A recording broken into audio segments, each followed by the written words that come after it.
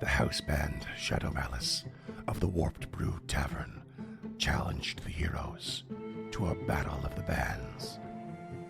Pairing up for individual performances first, Tulok faced off against the lead singer, Raita, by matching her dancing lights and juggling an ever-burning torch. Kruka faced off against the drummer, Kragala, by competing percussion techniques and showmanship. And Gilda faced off against the lutenist, Golzash, by performing a rope escape act matching the climaxes of their song. The heroes having managed to show up their respective individual competitors, Shadow Malice played one of their best-known songs to a familiar crowd, and the heroes followed up by combining their efforts, which led to Tulok doing thunder and lightning Foley work, Gilda doing a coin drop to windmill to dead drop improvised ballet, and Kruka singing opera for the first time, and they won? Wait, really? Wait, no, hold on. Yeah, no, it says here they won, and the crowd went wild, and it specifies that they did not go wild with outrage. What the heck? They liked it. The Morlocks liked it. How? Well, anyway, history is written by the victor and all that. Sometimes it's hard to believe I was a Morlock once. They liked it. Well, let's move on. With Kruka as the face of the party, using his linguistic expertise in Undercommon, the heroes dug for more information from their new fans.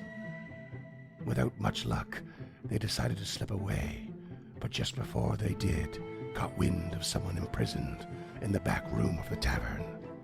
The tavern owner, Vishari, then entered and greeted the new champions of the stage, insisting that they stay to celebrate, which was more or less when Gilda tried to sucker punch her and pandemonium ensued. And eventually, with every patron and employee of the tavern dead or unconscious on the floor, Shadow Malice returned to the stage to give the heroes an impressed, slow clap.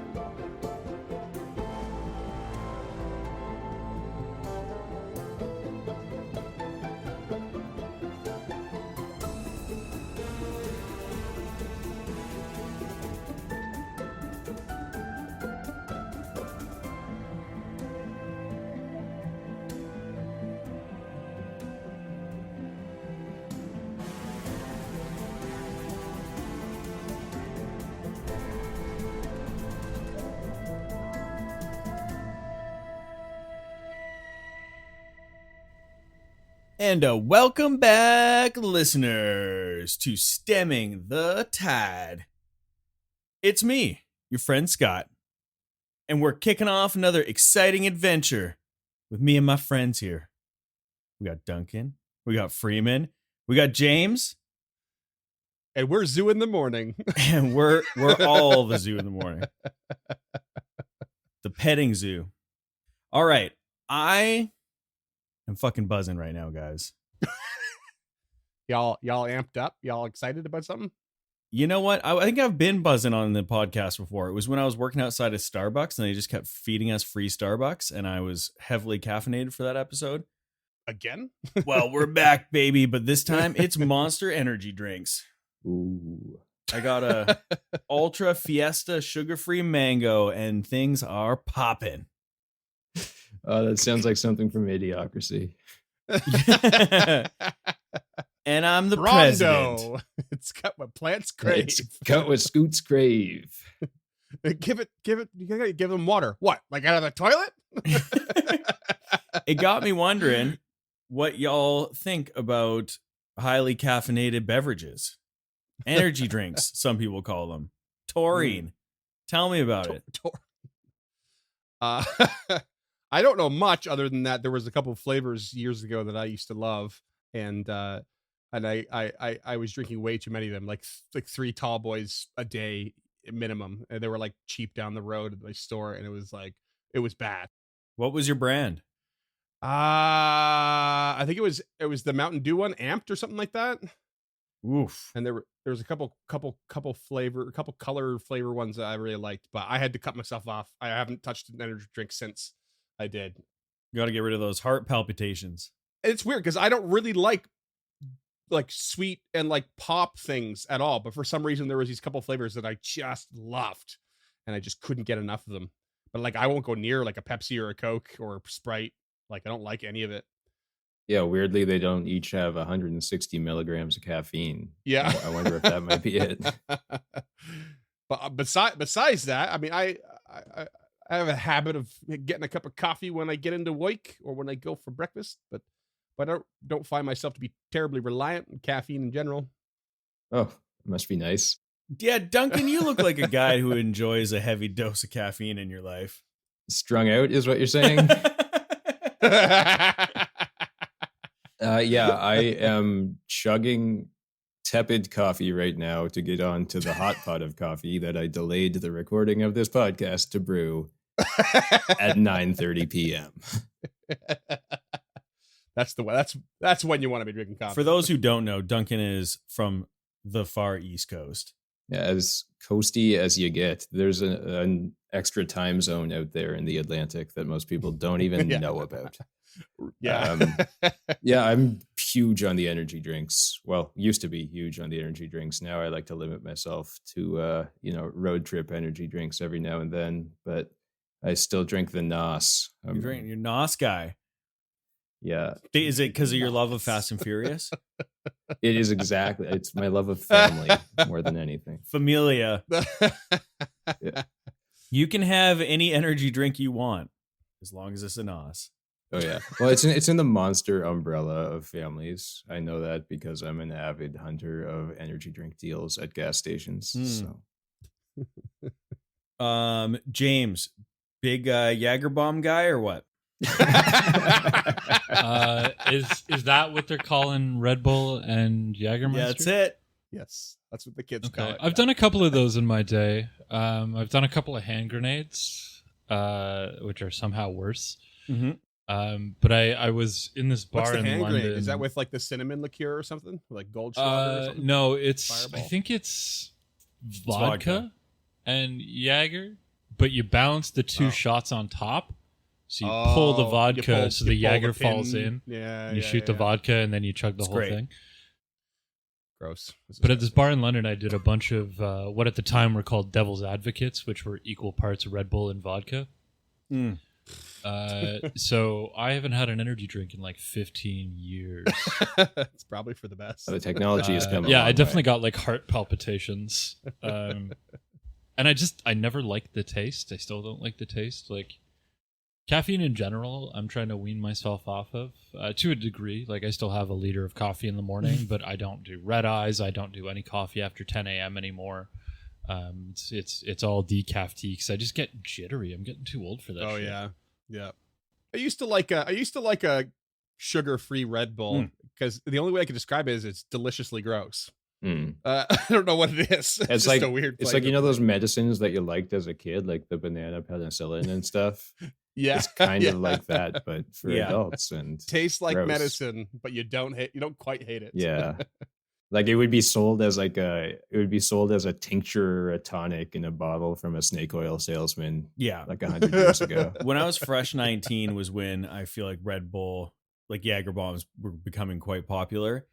And we would just go to the bar and have like, we went to this bar called Plan B and knew all the bartenders there. And we would just crush like, I swear like 20 Jager bombs in a night. And so you're averaging like it's like 6 cans of Red Bull in a night while you're just out there partying. I don't know how you guys handle it. Like it just they don't taste good, and I never felt good after though. Oh, I'm not healthy. Yeah, I'm rotten on the inside. Well, I don't know. I mean, caffeine is something I think we can all get behind. The sloppy white girl wasted mixing of caffeine and alcohol. We'll leave that to Scott. Yep. Yeah. Speaking of caffeine and getting pepped up, we got a bunch of unconscious bodies in front of us that could use a little caffeine. You really do. This comment went down weird, and you're in a bar, kind of appropriate. There's some weird tinctures behind the bar that the guy tried to sell you, so those are up for grabs. Who knows? Maybe they're caffeine loaded as well. But yeah, you have managed to kill a couple Morlocks, but you've knocked out the Drider, 2 of the Morlocks, it appears, and the Vishari, the sort of proprietor of this tavern. More or less, rules is written. We haven't really covered like how unconscious works too much. The last one was that Sugathi that you ended up just like killing. You can give or take about 10 minutes of something after being like knocked unconscious, and they will recover 1 hit point and gain consciousness again. So I'm just gonna throw that out there. Of course, GM's discretion on the time on that, but that's probably what you feel like you got right here. Despite how hard Lady Gilda punches. Maybe I'll tag on a couple extra minutes. We'll see. But yeah, the last thing that's happened is you've finished this sort of like tavern brawl, and the band Shadow Malice has come out on the stage and has slow clapped your victory. What do you do with this information? We accept donations. Tulok's in the northern room, mostly out of eye shot of Lady Gilda. Right. And he is going to take the dagger of venom out of his sheath and just stab this Morlock in the throat. Okay. That was probably for the best, because I off mic I was a little confused as to how that one was still alive when it's clearly gotten in Gilda's punch range. It's got the dying condition. So maybe that one is already. I think dead, that one was dead. You just yeah. give it the extra heave ho just in case. It's not like Tulok to leave a one alive. No. So listeners, sorry we forgot. If it wasn't dead before, it's fucking dead now. Definitely dead now. Yeah. Lady Gilda, you're standing on top of Vishari, so I'm just going to move you aside there real quick so you're not straddling her unconscious body. She's got her boot to the neck. It's fine. And if you guys are just going to sort of hover for a sec, the band starts to hop down off the stage and makes their way sort of to the center of the room, close to the double doors that are on the western side.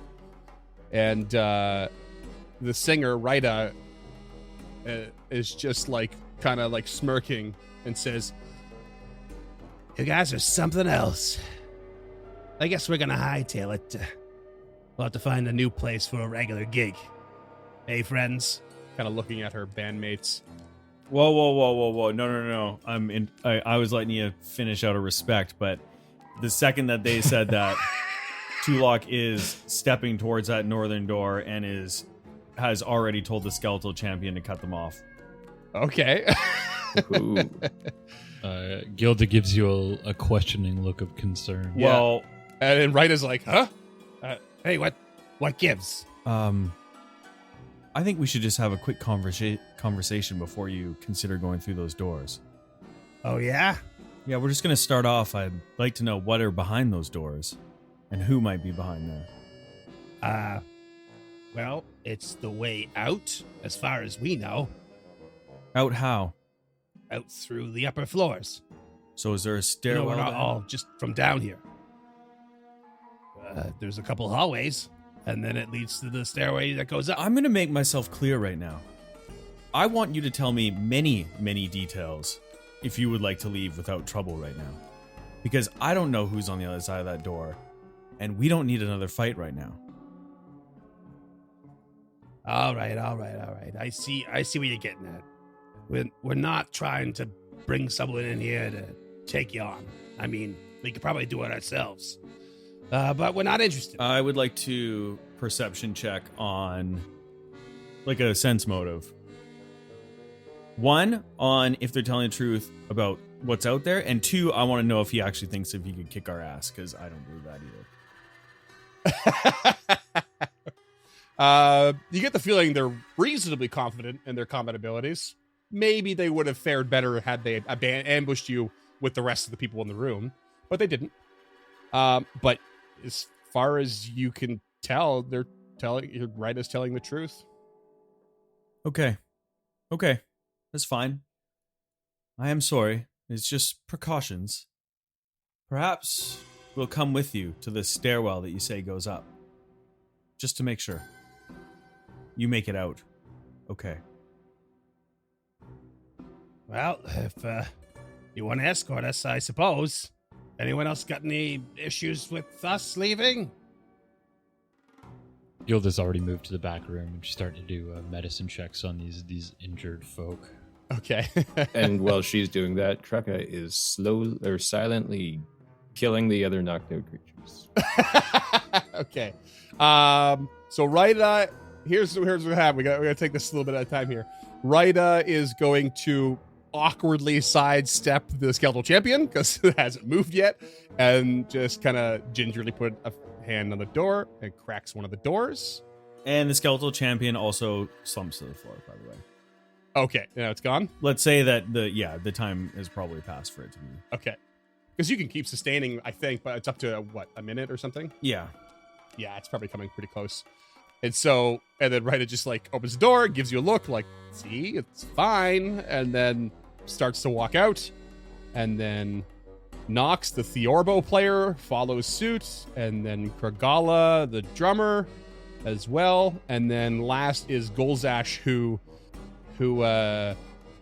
before stepping through the door stops, looks all around the room, and just takes their loot and just tosses it on the floor and like abandons it, and then just walks out of the room. And yeah, you can see Tulak if you come and look at them that it's just another hallway that leads to double doors on the west end. It's a 10-foot wide hallway, and there's a couple double doors that lead to the north. And so they head to the north and crack those doors and continue down a long hallway that ends in a room that appears to be empty at the end. And then they hang a right towards more double doors, which lead to the spiral staircase that you guys have entered in with. Kraka would like to take the loot. A true artist seeks no payment. Well, first, are you killing these creatures? Oh yeah, super dead. Okay. In which order are you killing these creatures? Oh, I think I know what that means. Which one goes first? The Drider. Drider. Okay. So you just walk over and axe to the neck, kick down with your foot. Yeah. Yeah, somewhere in that fused thorax. Oh man. Head kind of thing to get going. Yeah. All right, and you just crunch down and dead. Next, the owner of the bar. Owner of the bar. Okay. Tulak, how far do you go, or do you just watch them go down the hallway and you make your way back in? I walked all the way north up to see them go into that spiral staircase room. Okay. And glanced in. In that case, I will say that when Kraka kills Vishari, he is the only one that is in range of her necrotic decay. Because as you slice into her body, her flesh starts to just like rot away into this like foul smelling gas, and this 5-foot emanation of gas just like erupts in your face. And you should roll me a fortitude save. Whew. Well, at least I'm a master fortitude saver. It's a 7 on the die for a 22. It's a fail, I'm afraid. You take 35 negative damage. Okay. And this gas also enters the nostrils of the Morlock next to you and kills it. Nice. The unconscious 2 birds Morlock, with 1 stone. There. saving you the effort. Got 2 birds stoned at once, eh? That was something I actually thought I'd forgotten after the last session. I was kicking myself. I was like, oh no, wait, they knocked her unconscious, not undead. So they are unconscious, not destroyed. And I was just waiting for this exactly. I was hoping you're all going to be around it. Tulok just walks back into him, like choking on this gas, like this poisonous gas all around. She just exploded. What are you smoking? And Tulok, you can see that the loot on the floor as you come back in is like pretty well reinforced, and it looks battle ready actually. And it's a +1 battle loot. I believe Krucka picked it up already. No, that was I made him do the killings first. Oh, okay. Sorry, but it's a +1 striking battle loot actually. So What? some sweet runes on there, yeah. It's a wild ride. So I can Where put are my that, bards I at? can put that in someone's inventory, whoever wants it. Tulok picks it up and gestures to Krucka. Okay. Look at this. It's a loot made for combat. Perhaps you might take a look at it? Ah, yes, the pen is mightier than the sword, but the rune-etched battle loot is mightier than the pen. If you don't need it now, though, I can always just put it into the bag of holding. I'll hold on to it. I meander. You dabble. I don't quite know what. I assume it says like bludgeoning damage, but it's got the two-handed D8 trait, so you can actually switch between 1 and 2 hands if you want. And it's got the shove trait actually too. It's pretty cool. I feel like Krucka's a guy. It's kind of like myself in that he has many, many hobbies, but is pretty shitty at all of them. Oh yeah, he knows more about things than he of the existence of things at a very surface level than any actual deep knowledge in a subject. Oh, It'd be story of my great life. on the first half of Jeopardy. It's hitting a little close to home. Meanwhile, Krucka's mercilessly slaughtering creatures and coughing up a lung, and Tulok is spying on the band and coming back. Lady Gilda, you are in the room to the north. The reason you came in here to begin with, or jumped them anyway, and also I assume avoiding the horrible axe in the other room. Yeah, there's going to be a reckoning at some point where she's going to, this might be the situation where her plausible deniability goes out the window to go back into a room and see a bunch of headless corpses. And even Vishari is just melted away basically. Oh, gotcha. Yeah, so you come in and there's only there's three creatures in this room. You heard the voice of one originally behind the door. And the one that is alert and conscious is this person. A sort of purple hued elf with silver hair who looks pretty worse for wear. And they're all sort of tied up and attached to meat hooks. And they look pretty rough. There is this dude as well who is unconscious. Looks like a sort of emaciated dwarf almost. He looks like a naked red cap. Yeah. It's a big, long white beard and these massive white eyebrows. And just wearing a loincloth and some raggedy clothes and stuff. And then there is also this creature who is conscious but sort of just muttering to itself. Wearing raggedy clothes and whatnot, and hasn't really registered you despite being conscious at all that you've walked into the room. And the elf is like, "Thank you. Are they dead now?" Try not to speak. She will do a medicine check just to see how bad his wounds actually are and if they're magical in nature. It's a 28. He looks rough, but fine. It's most of its what's the word? Superficial, wounds and stuff. Looks more than anything dehydrated and hungry and exhausted. But nothing tremendous. No tremendous damage done to his body. But his wounds appear to be right at a glimpse right away. You can tell they're fresher than the others. Okay. She will then treat wounds. It's a 22, 4 points of HP back. All right. And she will hand him a ration, like half of a ration, not a lot. Are you gonna untie him first? Yeah, she'll just break those bonds, just athletics them off. And he kind of slumps to the floor for a sec, and like just starts to try and stretch because he's been, in one position for a little too long, and then very eagerly grabs the ration from your hand. But doesn't waste your time in saying, "Water? Do you have any water?" Yeah, she'll hand them her water skin as well, and just Thank you. eat slowly, drink slowly. You've been without, and if you go too hard, it's all going to come back up. So be careful. Yes. And be slow, no matter how much you want. Thank you. Yes. And then she'll move on to the other conscious one. You want to roll me a society check on this creature? 19. So this appears to you to be a skulk, which are cowardly, lazy, kind of underdark creatures. Darklands. Wrong game. And they're not really like pleasant. Like they're lazy and selfish, and they basically usually live on the fringes of organized societies and steal, and even murder is like merely another necessity to like their whole thing. They're just like unpleasant, but like not like super hostile. Definitely cowards kind of creature. But this one in particular is just like staring at the wall kind of thing and just muttering and just being like, men in the many rags, many colored rags. Takes the hand. He takes the hand. The man, the mottled one. And you're doing a medicine check again? Yeah, just to check the wounds, make sure they're not magical and they are capable of being healed by mundane means. Yeah, appears to be superficial as well.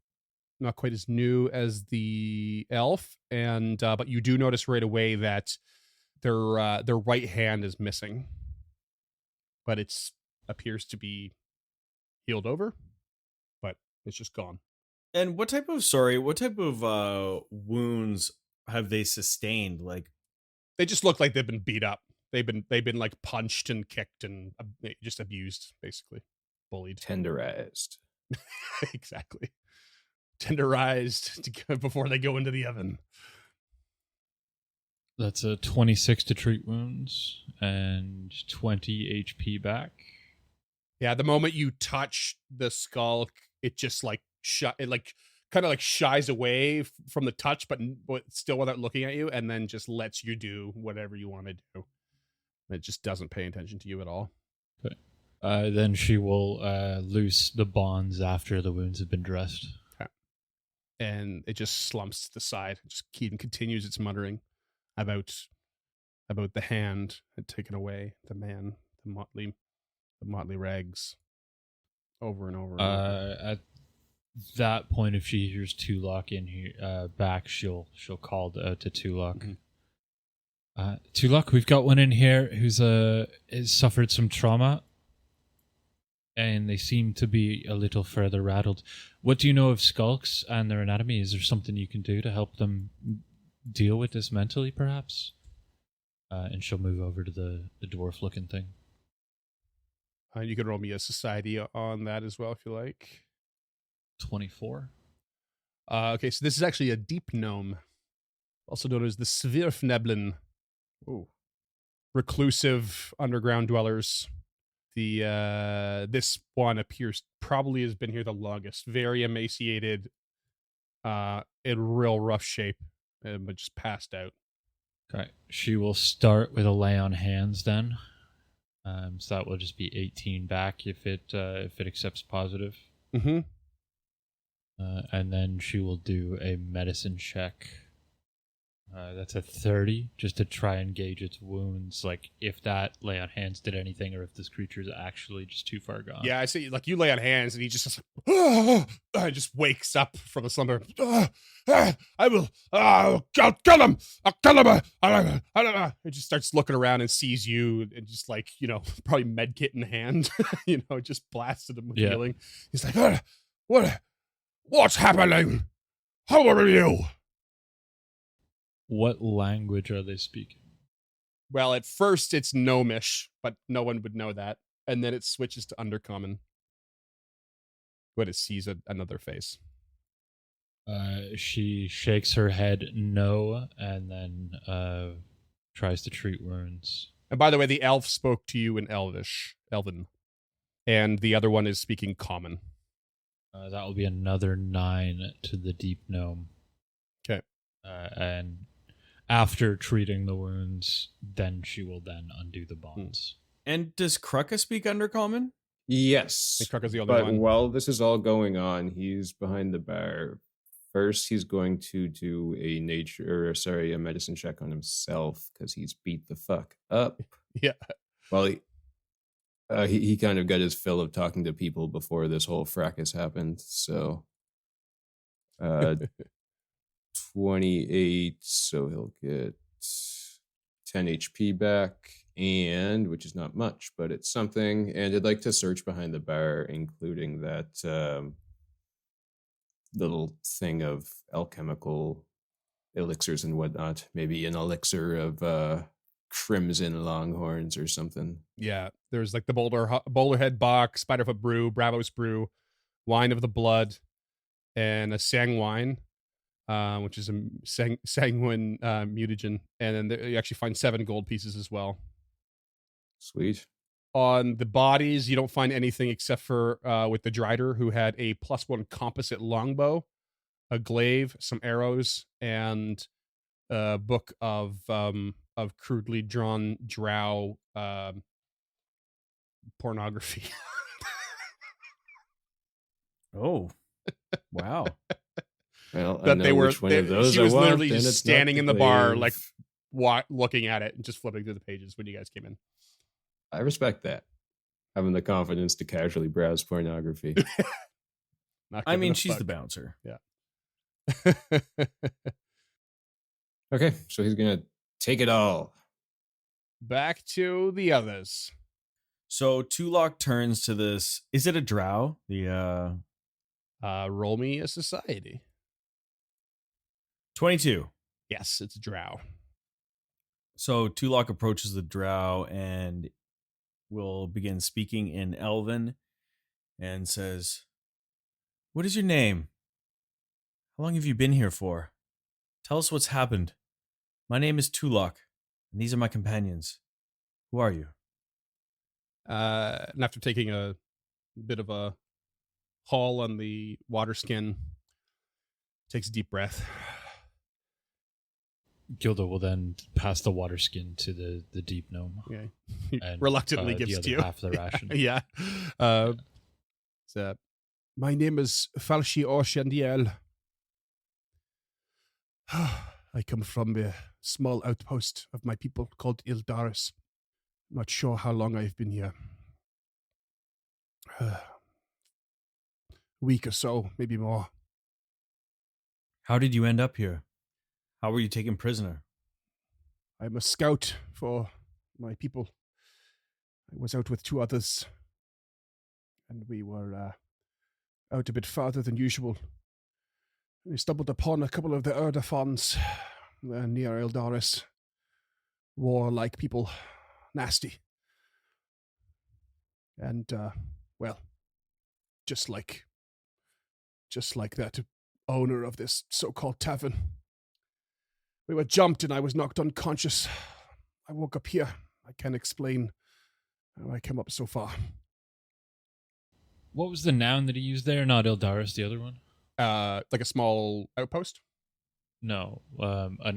He used a proper noun. What they stumbled upon. Oh, the Erdafon. So I think you've done checks on the Erdafon already. So that's what creature Vishari was, the tavern owner, and it's the creature that was turned to stone in the previous floor as well, that appeared to have like translucent skin.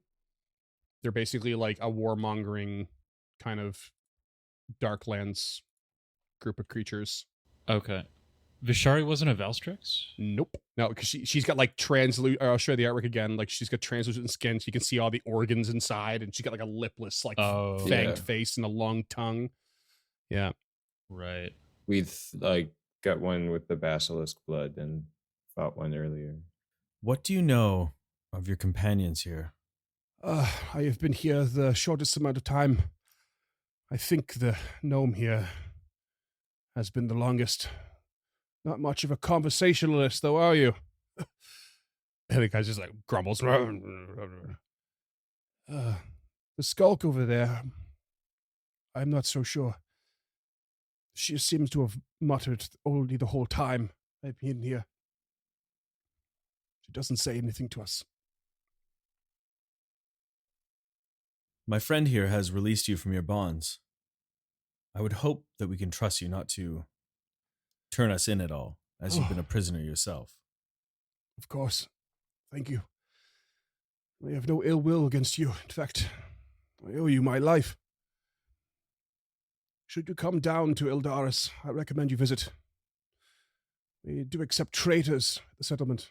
Well, if you arrive, do so peacefully.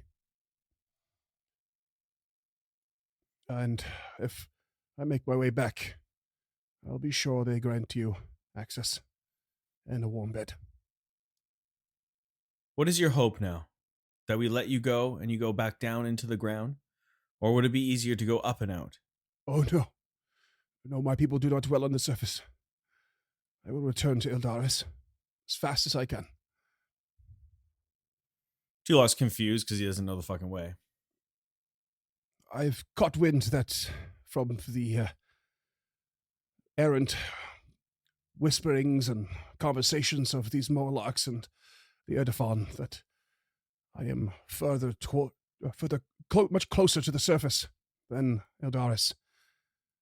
So all I need to know is go down. If I find myself into the Darklands caverns, I can navigate them. Can I pull out Volok's map and have the papers and the journals and have this drow point out where Eldaris is so we have a general idea? None of the maps cover that area. You get the impression that Eldaris is quite a ways down compared to where you're at, based on this conversation. Like, just down and, like, away, right? It's not, like, directly underneath this or anything. It's just the tunnels connect somehow. Yeah, like, so, because you've already discovered, like, a little bit here and there, some tunnels that you can't really, but, like, you're kind of close to surface, you don't see many, right? So, I mean, you're likely to see more as you go, and those would be, like, beyond the scope of the adventure kind of tunnels, because you can't navigate them. But someone like him could, or these Darklands creatures. So they have, like, you can sort of safely assume they will have a safe route back if they're left to their own devices. So it's interesting. It's like the deeper we go down, before they would be taking prisoners from above, but now we're deep enough underground that the prisoners are basically coming from below. It all really, it's a great observation, and I think the thing that needs to be considered with that is who captured who, and what are the independent motivations for those capturings. You know what I mean? In this case, these people are just food. There's no knowable story of how this drow came all the way up and ended up in the cellar because it was unconscious the whole time. But that seems to be the case. Okay. I mean, and the same goes for the other two. Like, the Skulk is likely a surface dweller, and the Deep Gnome definitely not. So Tulok is going to leave them there then, and I think we should just do a full search of this room, the room to the south, and go into the green room where the band was and search in there too. Because if nothing else, there's probably drugs and booze in there. It's a regular old fish concert. Felshi, if we were to arm you, do you think you could escort our Deep Gnome and Skulk friend here back to Ildris, where they may recover in peace? I can see them towards the tunnels, though I'm sure they'll part ways with me when they see fit. But yes, I can do my best, but when I find the direction to my home, I will take it, with or without them. All I ask is that you try, and then your and my debt will be settled. Sounds like a fair deal. Okay. She'll call out to Tulok and Krugga. Any leftover weapons that we can we can salvage and give to these three travelers? Does he play the battle lute? Do you play the battle lute? I've not the digital dexterity. No. Okay, then glaive it is.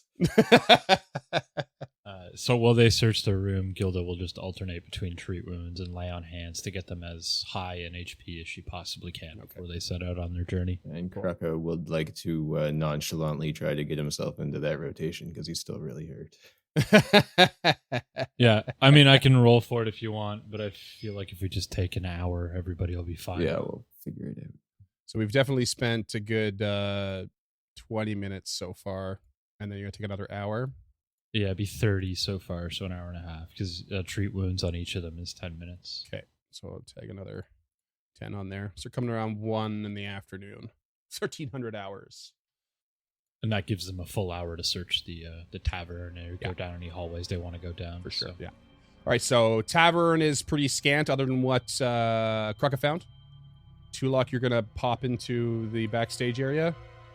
Yes, sir. Cool. If you want to just start calculating some healing there behind the scenes, James and or Duncan. That's Tulok, not any language, listener. That is me talking. Thank you.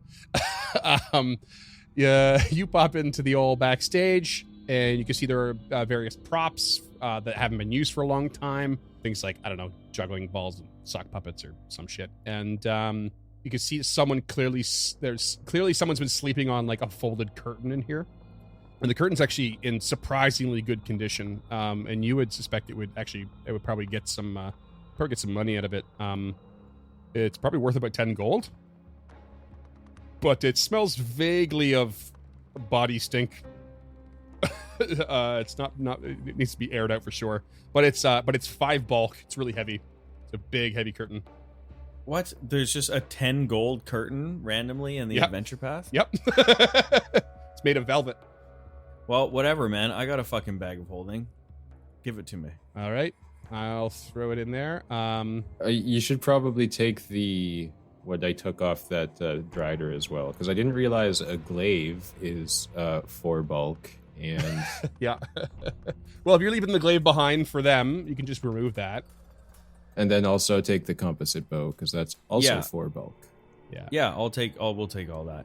Composite bow might be good for Lady Gilda too, because that's like composite means you can use your strength with it. Okay. Anything else in the green room other than that? Yeah, well, actually, as you start like dragging this curtain into the bag of holding, you realize a cloak falls out that was kind of wrapped up inside. I start to feed it to Duffy. He's like, oh, that's a very soft curtain. What's this? Oh, a cloak. Tasty. Tastes like something it shouldn't. Like it's something else. Like it's tricking me. It's almost like there's nothing there at all. I don't know how to explain it. It's magical, though. Obviously. And what type of magic would I roll? Let me just... I like to think Duffy was the one that went... Sure was. Also, I don't know, while you're looking that up, if anyone has seen the movie Green Room by it's an A24 movie. Love that movie. I remember hearing about Anton Yelchin and Patrick Stewart. Yeah. There's no particular DC that's whatchamacallit? I can't think of words again today. All the DCs are the same. But if you detect magic on it, it has the illusion. School of Tulok Magic will attached. roll an occult roll on it. Okay, please do. What'd you get? 28. Yeah, good enough. This is what is known as a clandestine cloak. A clandestine? I don't know. When you pull the hood of this nondescript gray cloak, which is an interact action, you become drab and uninteresting, gaining a +1 item bonus to stealth checks and deception checks to impersonate a forgettable background character, such as a servant. But also take a -1 penalty to diplomacy and intimidation checks. There's a 2-action envision and interact once per day on it, and the effect is you pull the cloak's hood up and gain the benefits of non-detection, which is a 3rd level spell, for 1 hour, or until you pull the head down, whichever comes first. And non-detection is basically you erect protective wards that make the target difficult to detect via magic. So non-detection attempts to counteract all detection, revelation, of scrying divinations made against the target of the target's gear through the duration, counting cantrips as first-level spells for the purpose, so on and so forth. Wow. Yeah. It's kind of a neat little thing. Not sure Very cool. how and where I'll be helpful. Or maybe I am and just not telling you.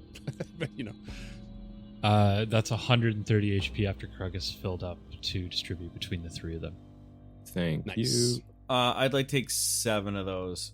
9. 9. 9 of those. I actually rolled 9 on a treat wound, Really? so that's yours. That's That's amazing. 121. Bam. Oh, that's funny. You sure you're okay over there, buddy? I'll be fine. Walk it off. Everyone healed. Where to next? And are you regathering when you continue?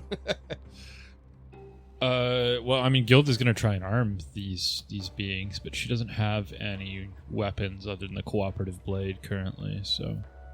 Yeah, Tulok doesn't have anything that isn't fucking way too dope for them. I mean, like, you can give the glaive to Falshi, and, like, the Skulk is not gonna even, like, grab anything from you.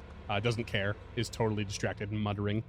Just saying, again, the same things over and over and over. Something about the man who takes the hand, and the mottled rags, and the many-colored rags, and blah, blah, blah, blah, blah. And then the deep gnome will just, like, happily grab anything, like just a chair leg to use as a club, and seems to have no issue with using that to hit someone over the head with. In the green room, there's a door to the north. Does Tulok hear anything behind it? You do not. He opens it. Okay, yeah, you've got yourself a dressing room of sorts, oversized furniture, certainly intended for rooms larger than this one, but they've all been jammed in here. There's a really acrid smell of burning paint that fills the air, and it's pretty clear that this has been a really well-used room. It's probably where the band hung out. Okay, so this is a green room. Tulok will Yeah. do a full search in this room. Okay, and you don't really discover anything of use. Kruka's going to Okay. join him to search thoroughly. And there's another... Well, Kruk is coming down. There's another door to the north. Does Tulok hear anything behind that? You do not. He opens that. But he waits until Kruk is in the room. Sure. Strength in numbers. Oh, also, and detect magic in this room. Yep. You don't detect anything. Okay. So you crack this door, and a place against the east wall is a disgusting buffet. Disgusting buffet table that holds a buffet of smelly fried morsels, gloppy dipping sauce, and spiny mushrooms. Looks like it's all kind of partially eaten. I feel like Disgusting Buffet would be a good metal band name. Or punk band. Yeah. As you pull the door open, too, you can see written on the side that would face this buffet room, as it just has in Undercommon, there's that Krakow will see, it just reads performers only. And Tulok will search that room. Taking a look around, nothing. Don't find anything, and no magic. How about Kruka? Nope, nothing. Do you know they just throw this out at the end of the night if nobody eats it? I don't know about down here, Kruka. This could have been from weeks ago. So Tulok heads north. It's a hallway that they've seen already. Yep, that's where Vishari came out of. He's thinking that we should all regroup, and he will mention the cloak once they're all together. And so in that hallway, there is one door to the north as well. And in like the kitchen area where you found those three, there's also a hallway that leads, I should say for the listeners, a hallway that leads to the east and north, and a single door on the sort of west and north, and a door on the southeastern side of the room. And the room is just like, you know, the kitchen itself is just filled with alcoves of like, you know, curing meats and oil stains and gristle and all kinds of shitty, gross things. It's a real unclean kitchen. Okay, they're healed and armed. Gilda will direct them to the hallway, and then have Tulok show them where the staircase was, I guess. Did the staircase go further down? Oh yeah, Yeah. This is the part of the staircase, like the floor up. You could tell it went 2 more floors down, so you're in the middle one right now. But it just spirals all the way. Yeah, further and further down. Okay, I guess Tulok then will bring them to that staircase. We'll peek into the staircase again in case you want to tell me anything about it, and then we'll come back. Oh yeah, no, that's fine. They kind of guide the skulk along, and once they get a little farther, they start to pump up with a little bit of energy, and they follow Fauci's lead, and they take off. All right, and Tulok says, "Goodbye, Fauci." Well, we know what happens if we get a TPK. We just play that crew. Right. Thank you again for what you've done. Remember, if you find Adaris, come in peace, and you will find shelter. It really keeps reiterating that, but I guess technically, or traditionally, Drow people be evil.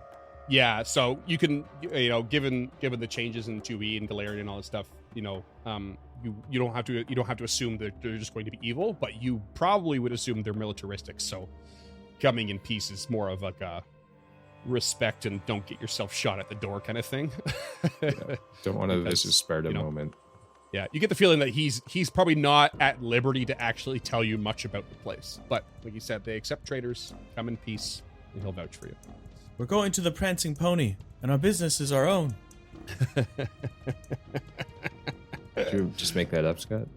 Is that a budget Wheel of Time reference? It's Lord of the Rings. Lord of the Rings. At Bree. Okay, so Tulok will mention the cloak to see if anyone else wants it, aka does anyone want to roll off on it? It is a level 6 magic item. Yeah, remind me what it does again. It basically allows you to become kind of nondescript. Put the hood up, you look like a sort of no detailed kind of person. You can cast non-detection on yourself once a day, and gives you a bonus to deception checks, but like a penalty. Yeah, I'm not wearing a cloak. I'm in on this roll off. Yeah, so basically the non-detection is there's 2 different things. There's the you can impersonate, I don't know, like an NPC, and then also once a day for an hour you can use non-detection, which essentially means you can't be like scryed upon or detected or revealed through magic means, it sounds like. Yeah, I'm here for it. Okay. I'll roll off for that.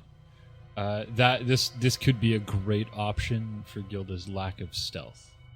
Is the way I'm thinking about it. Yeah, because the stealth checks are you get a +1 item bonus regardless, and then the deception you get a bonus to deception to impersonate on top of that. Yeah. I rolled. I got a 13. I got a natural 20. But Tulok will take the cloak and hands it to Gilda and says, "Perhaps you could use the stealth." Well, so just so we're clear, that makes my stealth modifier from a 1 to a 2.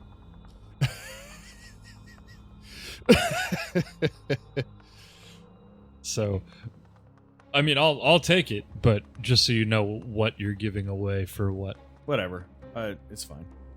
Okay. That one. Is it an invested might- item? It is an Yes. invested item, yes. How many slots you got left?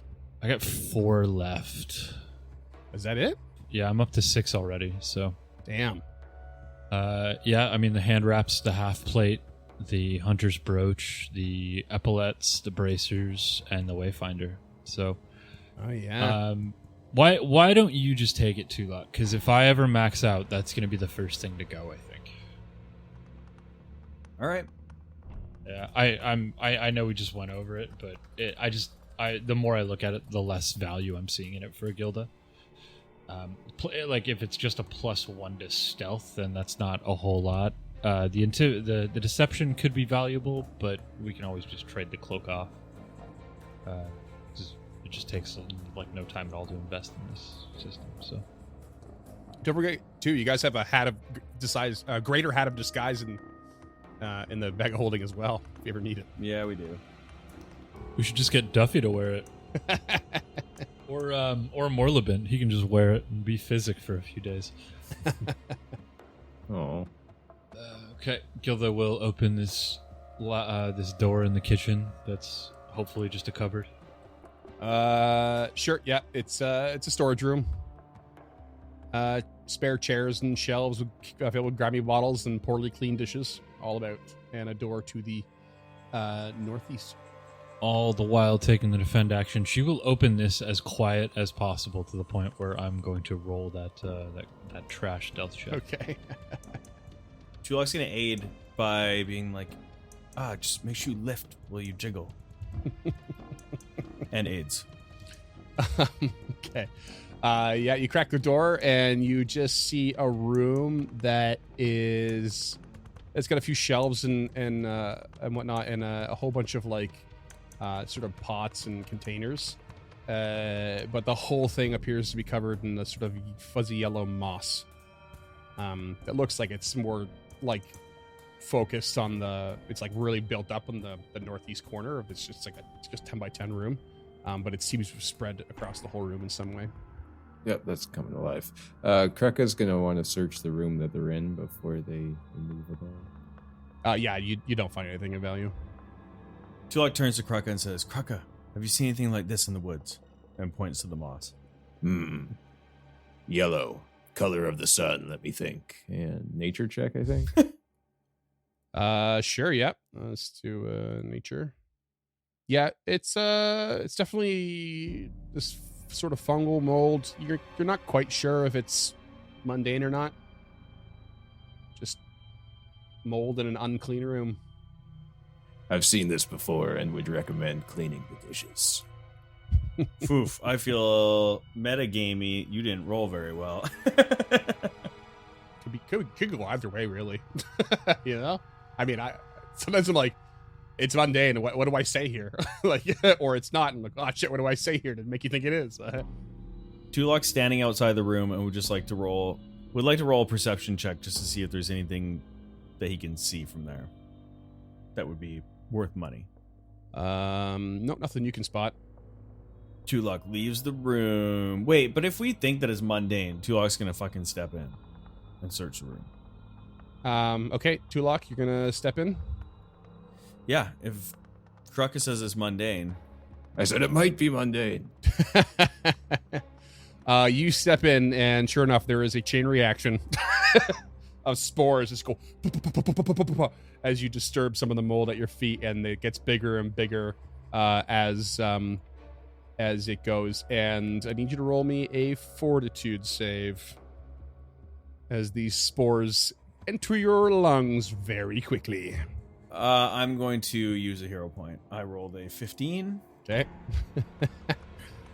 24. Fail. Ooh. You are going to take 3 poison damage. And you are drained 1. And you basically need to roll me another fortitude save. 28. Okay. You're good. You probably leap back out of the room or some such, but like you take this poison damage and you could feel it like immediately sapping the energy of your body, and the spores have even like spread out to like the front, the first 5 feet before the door as they just launched off and bounced off the walls and stuff and through the threshold. But yeah, before long the drain just kind of you recover pretty quickly. So Tulok steps out. He's like, "Oh man, that's not mundane, Kreka. There was something in there." Oh, I was thinking of the green one. Sorry. That's okay. I was thinking of asbestos. That stuff's great. But yeah, that could have been a lot worse. Wait, Tulok. Gilda is going to do a medicine check to treat poison on you, just in case you start moving down this track later. Cool. That's a 17. So I guess we'll know if you if you end up moving down the track. If it's a success, it gives you a +2. If it's a critical success, which it's definitely not, it gives you a +4. What I can tell you, even just with that check, is that this is a poison, not a disease. So they just like calculate round. This is for treating poison. Yeah. So this is like, yeah, poisons act round by round. They don't have like long term. So like you're not gonna go down the track, in an hour. That's not how poisons work. Right. Yeah. That's why I wanted to do it immediately. Yeah. That's why this Just is in one case. action versus the 8 hours for treat disease. So just in case. Also, just for the listeners, I clearly knew there was something in there. Yeah. It was just, I Yeah. just think that it would be doing a disservice to it if we just were like, oh, it's mundane. I We think- don't go in. 'cause yeah. it's green. Yeah, because that's metagaming. I'd say you can have your hero point back for role playing it in a realistic way. wasn't your deepest, most dramatic role playing moment, but it was accurate. And I like I'll take it. Shout out to the listeners who don't know this, but Freeman recently asked if he was giving us enough hero points, which we all said pretty much yeah. But you know what? I think it's on his mind that he can be quite cheap with them. Yeah. Also, that wasn't the question. That wasn't the question. The question was, does the system work? Because if the question was, does he give enough hero points, the answer would undoubtedly be no. Yeah, the question was, how are you liking the system we're using so far? But your regular reminder listener, write in, tell Freeman to give us more hero points. Yeah, shoot him a text that just says hero point 604. 420 6969. No, that's the number to the call-in show at Scotty and Zoo in the morning. It's the zoo in the morning. And Tulok is going to be heading north up the other hallway, away from this chamber. Okay. Gilda, taking the defend action, follows him closely. Okay, and there's one door, a single door to the north that is on the western side of the hall. Eastern side of the hall. Eastern side. I've always been bad at my west and my east. I don't know why. Cannot get them right. I'm the same, bud. I have to do it in my head before I say it out loud. If I stop to do it in my head, I have to remind myself that west and left have the same pronunciation on the vowel. That's how I remember. If you ever see me doing this and this while my mic is off, it's because I'm trying to figure out which direction is east. That's so funny. Never eat shredded wheat. Yeah. Never eat sour Yeah, that's what I'm worms. saying Yeah, in my yeah. head, but I have to go in the direct. Like, I don't know why I have to go in the direction. I used to have to do the I do. exact same thing. Like, I couldn't get my left and my right, but I played piano as a kid, so I'd always have to take an immediate turn to my left because that's where the piano was in my house when you walked in the door, and then look at my hands and go, okay, this one's left and this one's right. That's Nice. hilarious. That's such an odd one. I love it. Oh, man. All right. Yeah. All right. Avoiding notice, Tulok leaves 5 feet in front of him for someone else to open the door. Truck is feeling brave, I guess. All right. You go up to the door, have a listen. Listen. You don't hear anything. Crack-a-doodle-doo. Crack-a-doodle-doo. Crack-a-doodle-doo. Crack-a-doodle-doo. You find a circular chamber, plainly used for storage. There's several casks that stacked along the rounded walls, but a dull silver fills the faded runes carved into the stone walls. Is this another teleportation circle? Hell yeah. This looks like your expertise, Master Tulak. Oh, fuck, that's cool. What? Sorry, I was just while I was doing the treat poison, I was going through the actions in Foundry, and I just under exploration activity, or it's called assume a role. You've spent 1 hour studying a creature whose role you intend to copy and have done so within the last 3 days. You quickly and accurately learn how to do mundane jobs, or at least copy the movements enough to appear as if you do. So we could just watch somebody for an hour and then become them with that cloak. Neat. Like, to the point where it would be very difficult to point us out. I wish I hadn't killed that barmaid all of a sudden. Yeah. There's also an impersonate, but Famous last words. Your Honor, I really wish I didn't kill that barmaid. What the hell? Okay. Also, are you guys both okay? I have this dragon turtle scale that one of you guys should have because I am not an expert in athletics. Oh Okay. yeah, that's a Gilda one because isn't that one of the things where it's to do with water and Yeah, she's it's the one that wearing heavy Gilda gave armor? me shit for giving her the breathing thing instead of the. we can trade. I'm fine with that. Okay, let's trade. God, inventory management episode, guys. You're killing me here. Okay, for now, I don't think we need to waste an hour with this portal because we are under the crunch to find Jaffa Key. So, Yeah, so that's a good point. That brings me to the last episode. You guys went back and forth on what way to go. You have an idea how to get there. You know, I believe it's to the southeast, and there are, as far as you can tell, there are possibly 2 ways, and both of them you have to go back up to the other floor. You guys went back and forth on what you're gonna do. One of them is to go back on the floor and then take the stairs down into the arena, and the other one was to go check. Sorry, I guess it's not necessarily both up, but the other one was like when you first came in, you saw the whatchamacallit, the translucent wall and the Sugathi at the north, and like looking at something in the corner you couldn't see. There looked like a doorway that led down towards there as well. And I think you guys opted to go back to that room after some debate with the Sugathi, but it's still up to you guys. yeah, I like that. I think we should just go and fucking surprise attack the shit out of the Sugathi and try to... We could probably get there from the eastern hallway in the tavern and the door to the north. Exactly. Oh yeah, there's that one room you still haven't looked at, so why don't you head over there? Okay. Tulok will detect magic by the door. Okay, detecting magic. 30 feet, baby. No magic. Not even a weird wall. Accounting for rules I feel like exist, but I've never really been able to find where like thickness of walls come into account. I'm gonna say no.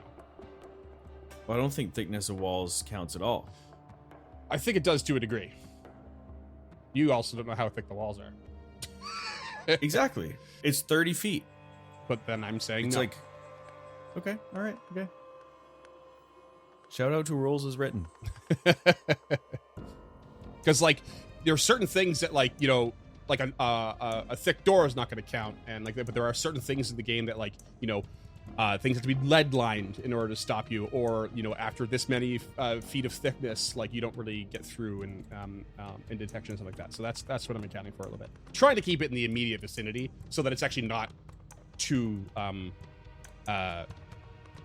deceptive to you. Like yes, you detect it. You can detect it nearly any magic anywhere, but like it's not necessarily the room you're in. And it's kind of just like spinning our wheels at that point. Okay. All right, listeners, check out on our Instagram an Outfitter's Guide where I do rule reviews, and maybe I'll have to look into this one. Please do. All right, going up to the door, taking a listen. Hear nothing. Crack door. Rinse repeat. Yeah. Gilda will open the door, shield up. You basically are faced with a messy office. The battered wooden desk, paperwork and ink stains that scatter its surface all over. And that's about it. Oh, it's the restaurant manager's office. It's an office. Search. Let's search it. Big old search. Thorough. Damn, no door in there, hey? No door You in got there. tricked. Taking a look around, you can see that there's a small dented safe underneath the desk. The papers strewn about seem to have like supply lists. There's some weird recipes for different kinds of fungus, employee rates, pretty mundane stuff. James, The margins are terrible. Tulok will look at the safe. Is it locked? Is it trapped? Yes, it has a very simple lock on it, but it is locked. It's probably just recreational ledgers. Good throwback. Just a whole stack of them. It's locked, but you can try and pick it if you like. God. Is it locked with a key or with a combination? It's a key. Is it the round key I have in my inventory? I can give it a go, and it does not work. Okay. What about the tarnished silver key I have in my inventory? Oh, yeah, no. Tulok rolled a 17. Yeah, that cracks it open, actually. Phew. Yeah, That was it's a a 3 on the real die, baby. simple lock. It's not special at all. You crack it open, and there is inside neat stacks of coins. Well, they were neat until you jostled it. 34 gold, 179 silver, and 57 copper. And there is an elaborate 4-pronged key. Or maybe it opens the safe. And I'm just going to throw that into Gilda's inventory so that we have some keys in the same place. Yeah, sure. And that's it. This is an episode of conversation, murder, and near fruitless exploration.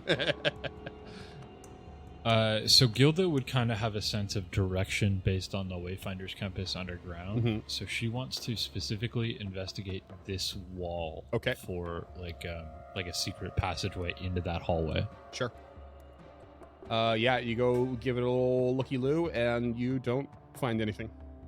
When Tulok was up in the circular staircase room, because I mentioned that I looked in twice, was there a door at that level going in any other direction? Yeah, there's a. Well, I guess you didn't come down this area. I forgot you didn't come down that way. Yeah, there's another door on the eastern side of the circular chamber, and actually, when you peeked in too, there was the northern side of the door appeared to be, of the circle. Sorry, is another translucent wall that looks into a cave system of sorts. I did notice in the circular staircase to the north, another room, or doorway at least, that moved to the east. Perhaps we could go through there, but it might be a dead end. I'm not sure, but it might be worth a look. They might not be attached. Well, fuck it. We might as well just go look. We have a couple options. We could go to the north through that door that goes to the east, or very far to the south. Maybe the south is better because it's a little more direct for now. Because that area is where you came in, yeah, and then you opted not to check out that room to the southeast in there. Yeah, that at least is like tangentially somehow related to the double doors that may lead to where you need to go. Yeah, we should probably get motoring. Those Jaffa cakes are getting stale. Sorry, listeners, again for this labyrinthine map that's impossible to explain in an audio format. Honestly, I'm getting a headache just looking at it. Yeah, it's pretty wild. Long story short, they're heading back to where they first entered this level. They found that secret door, and they ended up fighting the Sugathi and then finding Mershin. So heading back towards that secret door. And as you do, and you make your way back into that room with the translucent wall, the wall is no longer translucent. It's opaque? You know it! So, things to remember. That last Sugathi has that link thing with the other one, potentially. It may be people are aware that we're down here and killed shit. It would be surprising if they weren't. Yeah, we did just start and finish a tavern brawl. That's the best way to do it. It wasn't a brawl, it was a moida. Okay, Tulok is going to avoid notice heading through the south, following Gilda. Yep, okay. And so you're heading to the door. Yeah, detect magic, listen, the good stuff. The good stuff. Listen, hear nothing. Check the door. No traps. Detect magic. Oh, yeah. Okay, now excluding the magic wall. Still magic? Yes, still magic. And what type?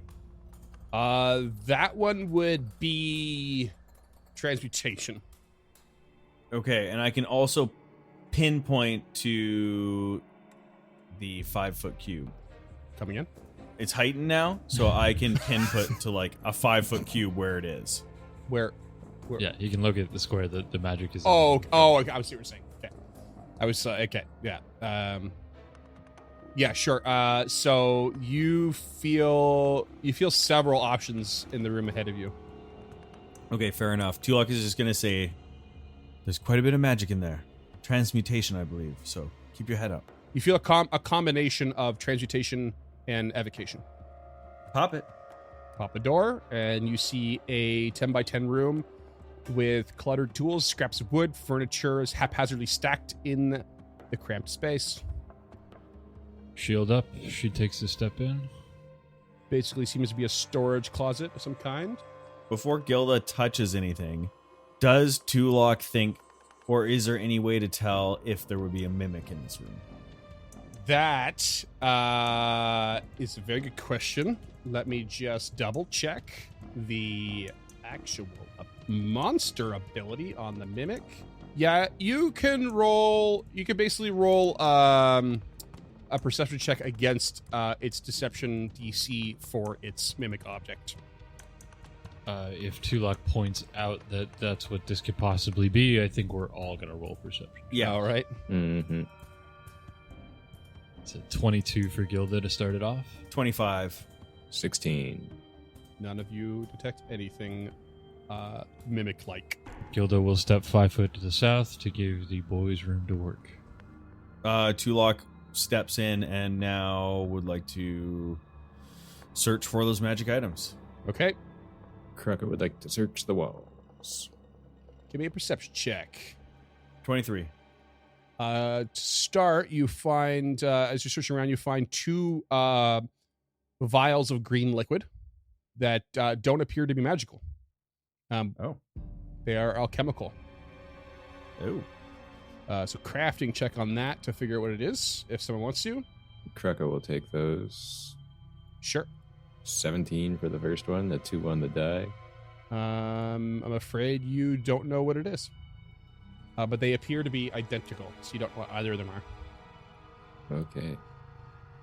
And the magic stuff? Magic stuff. Roll me another perception. I rolled one. 23. Oh, yep. You find... He could also theoretically just pin it down with his 5 foot square detect magic and then thoroughly search. Yeah, I was actually thinking about, like, just adding a bonus to these perception checks, so we can kind of do that. Like, give yourself an auto critical success aid kind of thing, +2 every time. You find a mummified hand that hangs in a golden chain. Its gnarled fingers locked in a peculiar pattern. Ooh. Oh, fuck yes. Not the first time we've come across one of these. Tulak will put it in Duffy's mouth. Okay. Eat the hand, Duffy. Do we know the owner of this hand? not that you know of, no. It for some reason I actually skipped this on purpose because it seemed like an odd detail, but it specifies a mummified elf hand. But there's no particular check that's better. Duffy's like, oh, that's a weird one. I'm not sure how I feel about that. It tastes all briny and ooh. 24. I was going to say let me handle that in case it's cursed, but okay. This is a hand of the mage. It's a necklace that basically, with 2 action command and envision, you can cast Mage Hand. Level 2 item. Very simple. Invested, though. Would anyone like to roll off? Yeah, I will roll off for that one, I think. Oh, it's a roll off. Kruk is biding his time. Yeah, no, he's good. He doesn't understand fashion. It's a 12 for Tulak. 16. Hello. Don't you have Mage Hand already? I do not. I had it in my cantrip deck. Oh, Yeah. okay. So that's going to Lady Gilda. Yeah, I mean, I want to give it to Tulak, but I legitimately feel like I'll get some use out of that. If I don't get use out of it in the next couple episodes, it's all yours. I don't. Yeah, go on with your bad self. Enjoy it. Tulak will turn to Krukka while this is going down and say, Krukka, can you see if there's any secret passages in this room? Of course. We're also still missing more magic. Oh, yeah. Still more This magic. would just be the evocation. We haven't found the transmutation yet. Ah. The 2 vials were alchemical. Actually, that was transmutation as well. But you still detect... Mage Hand is transmutation? Yeah. Fuck right off. Okay. All right. Conjuration, I would let slide. But Well, transmutation? sorry. To be fair, the item is transmutation, not necessarily the spell. Oh, okay. Okay, that makes sense. Yeah. Well, it makes more sense. Yeah.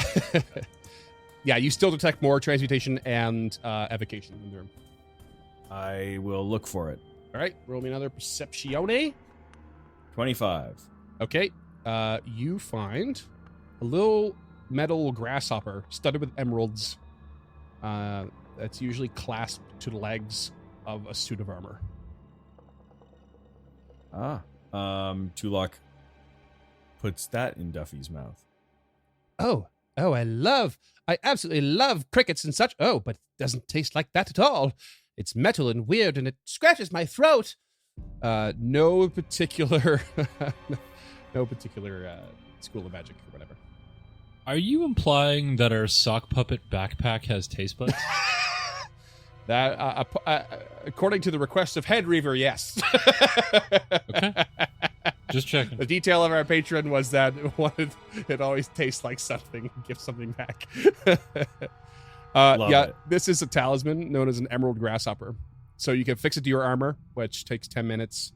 When you consume it, you basically free action and vision, and the trigger, you do it when you trigger with a high jump, but you haven't rolled yet.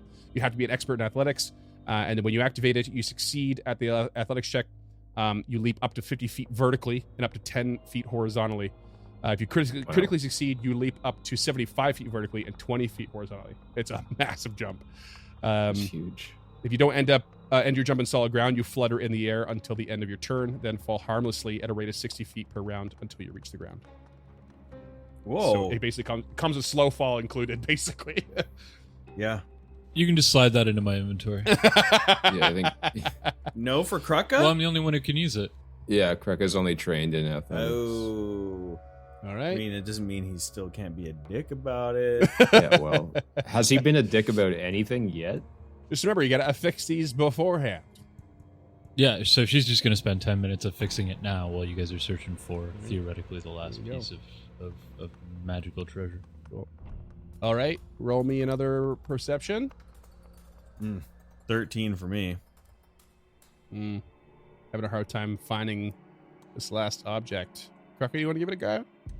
Yeah, if he points Krukka towards it, 28. Oh, yeah, that'll do. You find a sort of carved and lightly ruined iron cube that is emitting evocation magic. Taste this bag. Oh, it's like it's not quite like a cube of the Rubik's kind. Oh, it's metallic. It's not special, but kind of special. There are no advantages in your check. Okay. Is the rune like a property rune? None that you've not any that you've seen like or recognize. Man, I can't use words today. Okay. 22. Meat to beat. This is another Nice. talisman, but this one affixes to your weapon. Requires that you are expert with the affixed weapon, and you can use a double 2 action to use the knockdown feat, level 4 knockdown feat. Ooh, damn. Yeah, Krukka wants that. Yeah, it's a blackened iron cube that's attached to the weapon in some way. Yeah, if you have the knockdown feat, ignore normal size restrictions. So I don't think anyone has it already. So. That's a Krukka. Yeah, I don't use a weapon often enough, and I'm already a Titan brawler, so like I'm not super worried about it. Now this has an aesthetic that pleases me. A blackened iron cube. So you might want to fix that to your weapon in advance as well. Yep, he will do that right now. Okay, so did Krucka get a chance to do that thorough search, see if there's a... Didn't come across any secrets, any doors or anything. Well, so much for that, but at least the walls aren't transparent anymore. Maybe we can sneak up on it that way, or Tulok. You could throw on your fancy new cloak and pretend to be a Morlock or one of the Velstr, the Erdafon. Yeah, so I have the Hat of Disguise Greater as well. What if you pretend to be the Erdafon? Krucka takes the Hat of Disguise and pretends to be the Drider, and Gilda, weaponless, pulls a Chewbacca and pretends to be a prisoner. That's a great idea, but unfortunately, I don't think the Hat of Disguise will allow anyone to become the Drider. We could pick something else, or we could just roll up there. It's a single Sugathi. You fought one already with dress cans and kicked their ass. Tulok is going to avoid notice and lead the way ahead of the group. Gilda, shield up, follows behind, and we are going to head down that hallway next to where we came in. So that long hallway that was lined on one side of that transparent wall that is now opaque. Krukka scouting dutifully behind them. Okay. As they peer around the last couple corners, Tulok would just like to search for traps. Searching for traps. And you are moving along, turning the corners. You get to the corner. And are you peeking around? He, stealthily as possible, peeks around. Okay. Just as you peek around the corner, you hear a little chinkily chank from Lady Kelda's armor. And you peek your head, and you can see the Sugathi slithering there on the other side of the room that is around the corner to your right. And just as you peek a corner, it just slithers forward one step. And we're going to call it there, and you're going to start with a will save. Son of a biscuit. Boo. Boo. Boo. I was scouting ahead.